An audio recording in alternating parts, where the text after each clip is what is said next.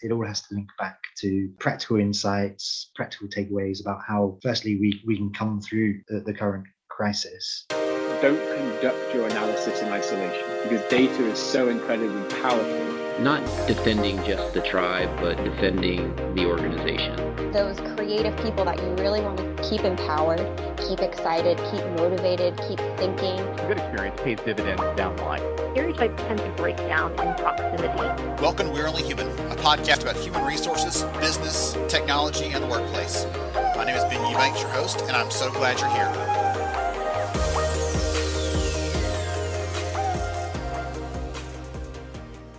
Hey everyone, welcome to We're Only Human. I am Ben Eubanks, your host. I'm so glad to have you here with us today. And today we're going to have a fun conversation. I actually had the opportunity recently to meet Bill and talk to him and actually join him on his show. And we'll hear about his show in just a little bit. And we were just laughing a minute ago before we started recording about being able to share as a podcaster, being able to show up as a guest somewhere else is a different kind of feeling. So I'm excited to give him that chance today and also to learn from him a little bit because he has a unique perspective on the world. So Bill, welcome to the conversation, sir. Hey, Ben, thank you so much for having me. It's a pleasure to be here today. Absolutely. I am thrilled to, again, dive into this. I had a really fun interview with you recently. And so, again, go ahead, get us started. Just introduce yourself. Tell us a little about who you are and what you do. Absolutely. Yeah, as Ben mentioned there, he and I recently had a conversation actually on the HR Chat Show, which is a podcast that I started back in 2016. If you want to check out part one of this conversation, it's episode 263 on the HR Chat Show. Enough promotion for that though. I'm Bill Banham. I'm the founder of the HR Gazette magazine. I started back in 2014. My background is in magazines and events. I was the editor of an HR magazine in the UK called HR Review. And then I moved over to beautiful Toronto in Canada, where I worked for a performance management platform. And it was there that as a hobby, I started the HR Gazette back in 2014. It covers everything to do with human resources, you'll be surprised to hear. So whether that's company culture, employment law, HR tech, diversity and equality, you name it, if it's relevant to HR talent and leaders, then we probably cover it. The HR podcast, the HR Chat Show, started in 2016, and we've had around about 100,000 downloads so far and interviewed. Gosh, we've published, as we record this today, over 260 episodes, and we've had folk on from HR tech companies like ADP, Ceridian, SAP, but also other amazing brands and organizations like United Nations and NASA and Simon Sinek. And I've got the wonderful job because I get to interview fantastic, interesting people like Ben and others from these organizations I've just mentioned. And I just sit there and I learn and I try and absorb as much as possible. In addition, I'm also the co-founder of an event series for HR people called Innovate Work. And that's now a global community, and we do events all around the world. I did not realize that both of our podcasts started in 2016. So happy 5-year anniversary, whenever that's going to hit this year. I've already passed it, I don't know, but happy anniversary to you for 5 years. That's an accomplishment, and you are cranking it out at that pace, 260 plus episodes. That's incredible. Thank you. So you and I, we're not on this bandwagon. We don't have these newfangled podcasts, Ben. We've been around for a while now. We're established podcasters in the space. I don't know about you, but what I would say is it's definitely a labor of love for sure. It takes a while to get a show going and to attract the attention. But then once you do get that kind of momentum, then it snowballs, and it means that you can just get better and better, bigger name guests, and the audience just increases at faster rates. And yeah, it's super fun, right? Absolutely. I don't have the benefit of a snazzy British accent to help me along. So I've got to try to figure out some other way to compete and make it interesting and make it connect with people. So that is really interesting. One of the things you touched on there at the end was the Innovate Work piece. And I'm also in the events world, both as a speaker and as an event producer. And so tell me about those events and what makes them interesting or unique for the audience. 100%. But before I do that, Ben, I need to take you up on one thing you just said there, because in my opinion, as a guy with a dodgy British accent, I just feel that you've got a wonderful Southern accent, and I love it, and I could listen to that all day. So don't be beating yourself up, sir, because you sound beautiful to us this side of the Atlantic. In terms of Innovate Work, yeah. So I started that with my co-founder, a guy called Rob Catalano, a very handsome man who runs a tech company called Tango, which is all about employee communication and feedback and surveys and so on. We started Innovate Work back in 2017. And very briefly, the backstory is he and I were at another event in Chicago. He was speaking there. I was covering it for the HR Gazette. We went out to an after party and got on very well. The occasional beer might have helped with that, I don't know. But then we got back to Toronto and we met up and we decided that there was an opportunity in Toronto, which for our listeners, it's the 4th biggest city in North America, by the way, Toronto. And it's a massive tech hub and there's loads going on there. So you should totally check it out. And we felt there was an opportunity in Toronto to build up a community for HR people, for talent professionals and for leaders. And so we started those events in January of 2017. It was a very cold night in downtown Toronto, and we had about 75 people turn up, and it grew from there. And it quickly got to the point where we were doing a couple of fairly large events for about 350 to 400 people twice a year at a venue downtown in Toronto. And then we thought we're onto something here. People love the content that we offer. They love the speakers that we present. So we took Innovate Work across Canada to Vancouver, to Ottawa, and some other places in Canada. And then 2020 was going to be the year then when we were going to in person take it across the US, various cities in the US, in Australia, the UK, the Caribbean, and elsewhere. But of course, COVID hit, we changed tack, we took everything online. So as it currently stands, we're doing online events all around the world in those regions I just mentioned there. And we've got plans to take it to Ireland, to other places in the EU, and a couple of other regions later in 2021. And the whole premise is it's a community where people go to learn, to collaborate, and of course to innovate. That's a ton of fun.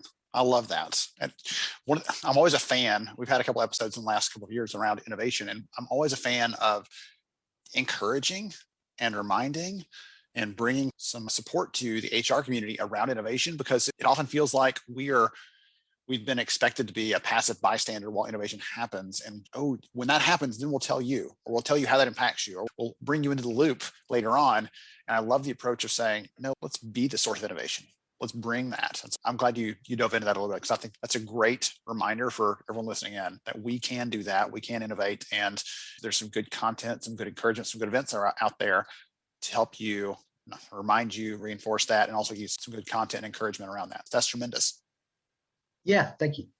Absolutely. Yeah. So one of the things I wanted to talk to you about specifically, and I've been curious about this ever since we first connected all this time ago, is you mentioned earlier this variety of things you've had your hands in for the last 7, almost 10 years, basically, and HR and talent from this unique perch or perspective. And I'm curious, did you have any sort of preconceived notions or things like that when you said, hey, I want to get into HR space, covering that for HR Gazette and other things? Did you have anything that you thought was true that turned out to be false, or things that you thought were false that turned out to be true about the space? I'm always just generally curious about people that have that exposure when they didn't come into it in the same kind of path that I did. Yeah, absolutely. So I was a marketing guy, an editorial guy who then jumped into the world of HR.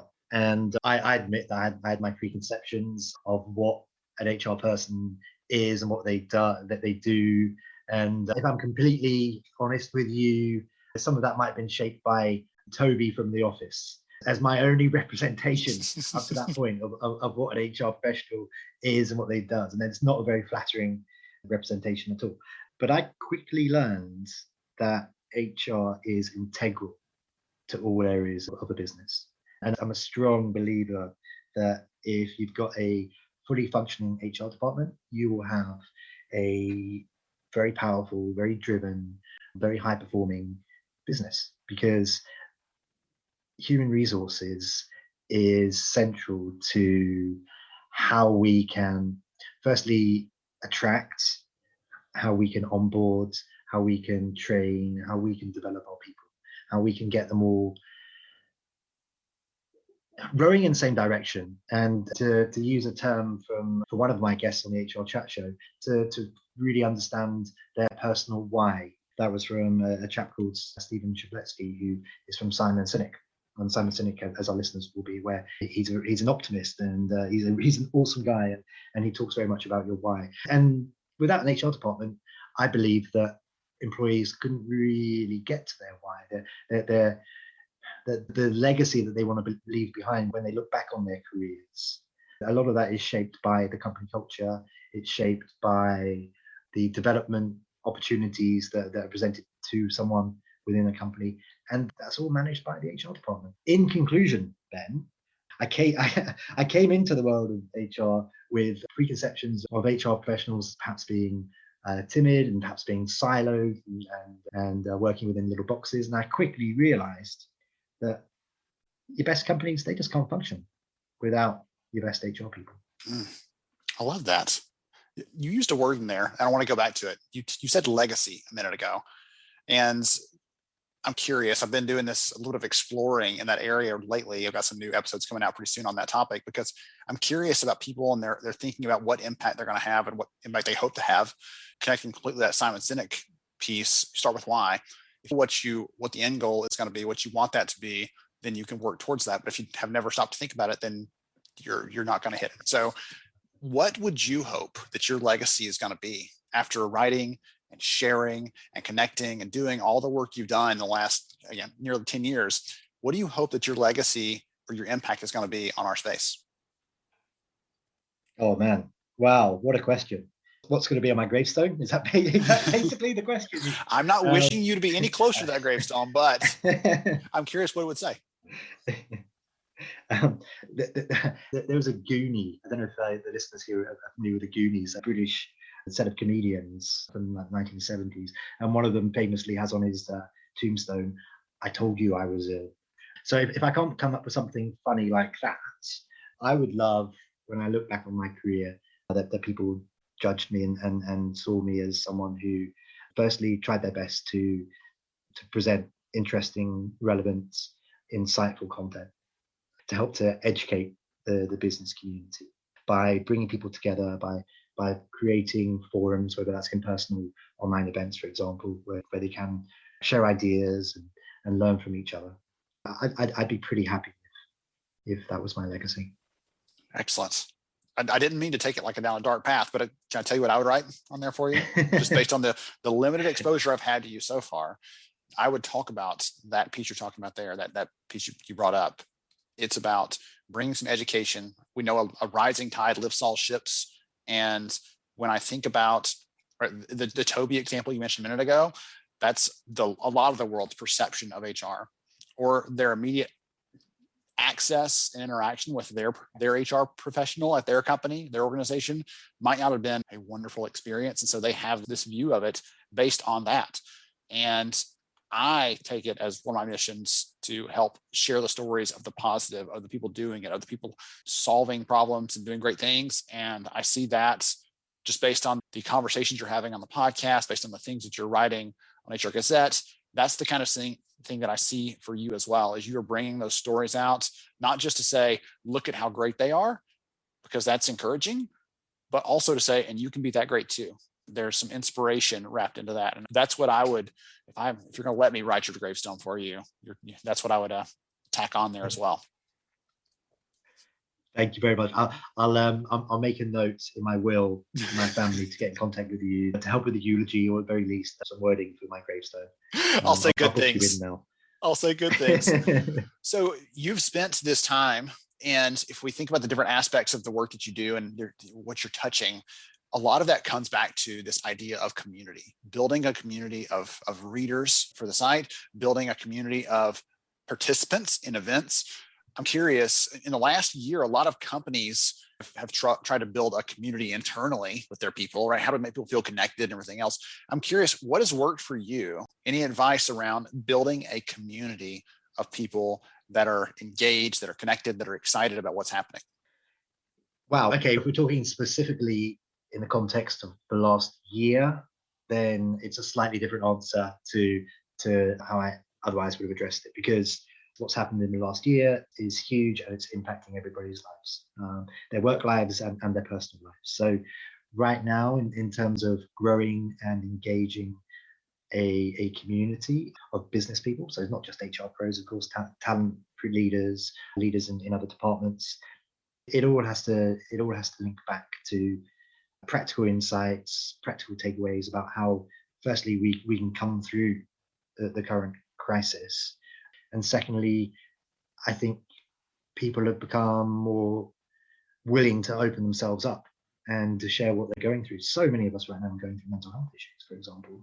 So to answer your question, over the last year for engaging the community, it's keeping fresh, keeping relevant. Every day is changing right now because COVID means that, you know, from one day to the next, things are different. But as part of that, if you really want to engage, if you really want that community to continue to grow and to continue to come back, you've got to do it in a very human way. I'm with you on that one. That's one of the things I've said lately is this last year has helped us. I don't know why we got away from it, but it's helped us to see people as individuals again, as humans, and we don't just gloss over things as quickly as we used to. And that's hopefully going to be a lingering positive consequence of this, or positive after effect of everything we've gone through, is that we take the time to actually look at people as people instead of making assumptions or leaving things to chance. We're going to dive into those things. Okay, so I've got I think one more question for us before we start getting ready to wrap up. And I'm curious, again, you're talking to so many people, not just in HR. I'm going to pick on Simon Sinek because you just mentioned his name a minute ago, but people outside of HR, they're leading thinkers in our space. And so I'm curious, you've got so many different things you can pull from. Goodness, if I went on that one. What do you think the future of HR holds? Right? What does the future hold for HR to turn that around? What is the world of work going to look like? What sort of things do you think the people listening to this need to know about what's coming ahead so they can be ready for it?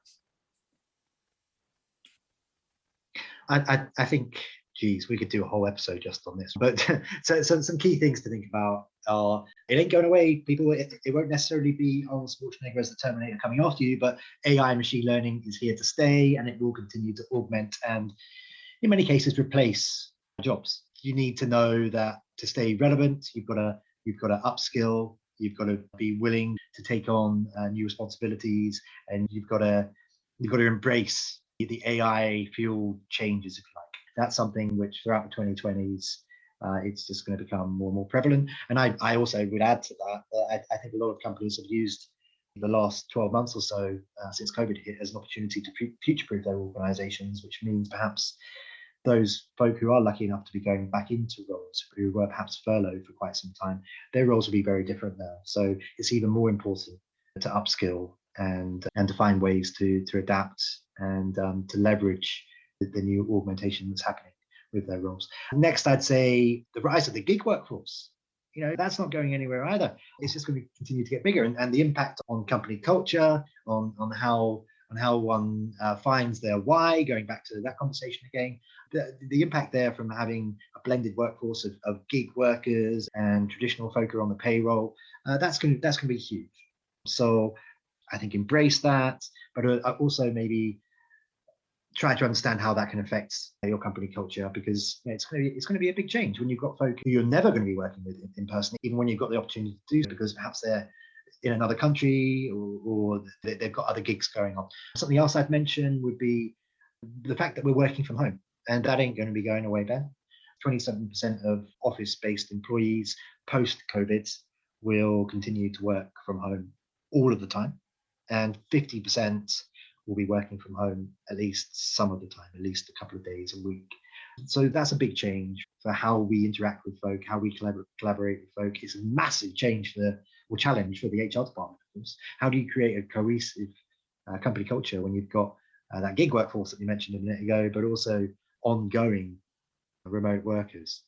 Yeah, I guess those are the three big things that the future holds for HR and more generally for the world of work. Excellent. So I'll do the plug for you, so you don't have to, before you do the intro or how to connect with you. I'll say, if you want to stay plugged into those things, you're listening to this and you're like, yeah, I know some of that, but I also don't know some of that. Those things Bill's talking about here, the work that he does, the writing he does, insightful, will give you some good tips and suggestions and, again, stories around those kinds of things he's talking about, so you can stay plugged in and stay up to date on that. Because I truly believe what you said earlier about having a functional HR organization. That becomes a competitive advantage when a company has a team that isn't just skilled, but is also thinking about what's next, preparing themselves, and always learning and growing and getting ready for whatever that challenge is going to be, whether it's an HR challenge or a business challenge or a human challenge like in the last year. So they're tackle those things. So if someone is listening to this, Bill, and they're curious, they want to know more about you and the work that you're doing, what's the best way to connect? It ain't TikTok. I'm not that cool. But if you want to try LinkedIn, you can definitely check me on LinkedIn. I'm pretty active there. If you want to email me, you can do so at bbanham@hr-gazette.com. I'd encourage you to check out the HR Gazette. We're always publishing new posts and 2 or 3 HR chats, podcast interviews each week. Please also do check out innovatework.co. We have events happening all the time. As we record this interview today, we've got events coming up in the Caribbean, on the East Coast, and the Rockies over the course of the next couple of months. I'd love to see some of you there. One other event I'm involved with, which is happening in April, is an event called the Employee Benefits Superhero Symposium. And you can learn more about that one by just going to the HR Gazette, or indeed just going to Eventbrite. You'll find it there. Tremendous. Thank you so much for joining me, Bill. I've really enjoyed this, learning more about you and your background and the work that you're doing. I had a little narrow understanding of that. Today, I really got a better picture of it. And it's so much fun to see someone, even you didn't start out in HR, right?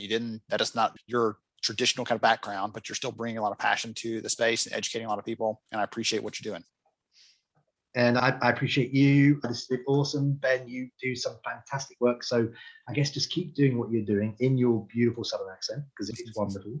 And to all Ben's listeners, check out HR Chat episode 263 with Ben, which is part 1 of this conversation.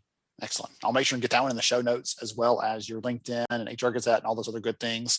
I appreciate you again. To everybody else, thank you for joining us on We're Only Human today. Stay plugged in, keep yourself sharp, and we will catch you next time.